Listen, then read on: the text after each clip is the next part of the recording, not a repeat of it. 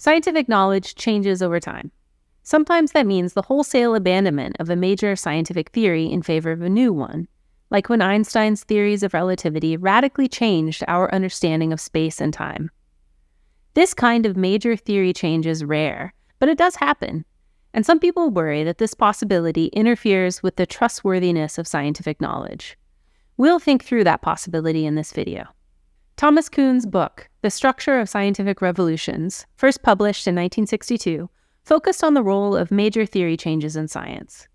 You can tell from the word revolution in the title that Kuhn viewed these as major disruptions to the status quo in science.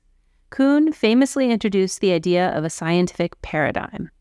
A paradigm is a collection of beliefs about how the world works, how things can be explained, and what we can know. A paradigm is kind of like a worldview. Kuhn suggested that scientific theories define paradigms, so the theory scientists believe defines the way they, and the rest of us, see the world.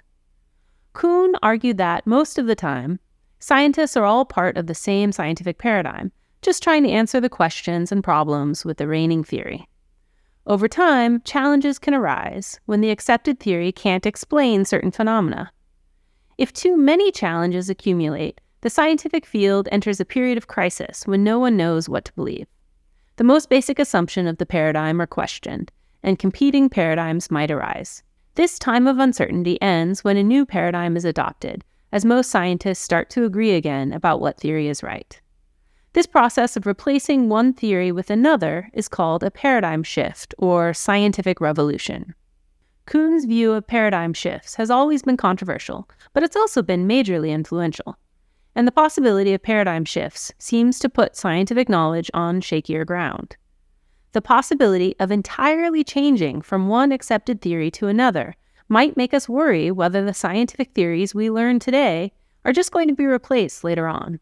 And worse still, Kuhn thought the shift from one theory to another wasn't based on evidence, but just chance factors and personal preferences.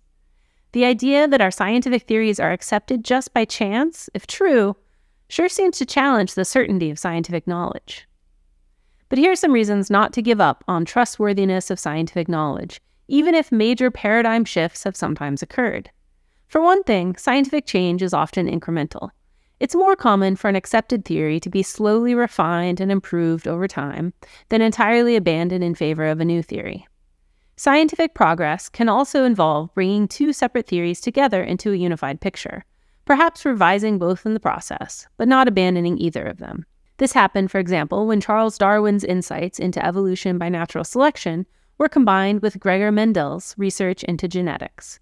Together, these are the basis for our understanding of evolution. And even when one scientific theory is replaced by another, like Einstein's theories of relativity replacing Newton's theory of gravitation, it's usually possible for the new theory to explain what was correct about the old theory.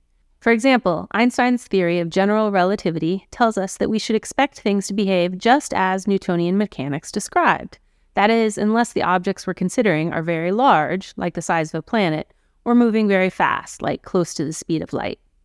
So for objects here on Earth that Newton could study, Newton's theory was accurate. Even though his theory was replaced by Einstein's, this was a process of our scientific knowledge expanding and being refined, not of some previously accepted knowledge being rejected as false. Beyond all of this, scientific knowledge is also trustworthy, despite the possibility of future breakthroughs and theory changes, for an entirely different reason. Science is more than just a collection of theories. At its heart, science is a collection of methods, a set of recipes for investigating our world, and that will always stay the same.